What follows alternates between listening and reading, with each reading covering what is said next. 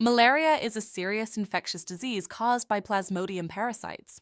It continues to affect millions of people worldwide, especially in tropical and subtropical regions. Spread through the bites of infected Anopheles mosquitoes, malaria is most common in warm, humid regions and typically leads to fever, chills, and flu-like symptoms.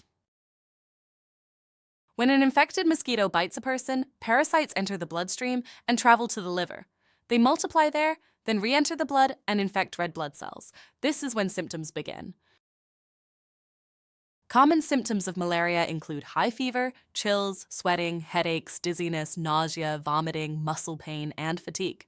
Some people may also experience rapid breathing or a fast heart rate. Early detection is critical because malaria can worsen quickly. Prompt treatment prevents severe complications, helps stop transmission, and supports faster recovery.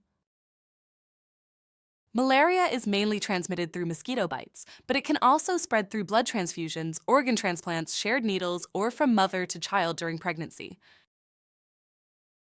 People living in or traveling to malaria-endemic regions face the highest risk. Rainy seasons, warm climates, lack of mosquito protection, and limited healthcare access increase vulnerability.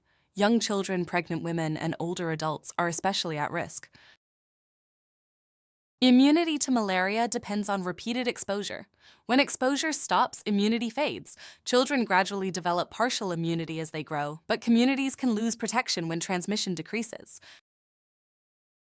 Severe malaria can cause life-threatening complications such as cerebral malaria, severe anemia, respiratory distress, kidney or liver failure, hypoglycemia, and metabolic acidosis. These require urgent medical care.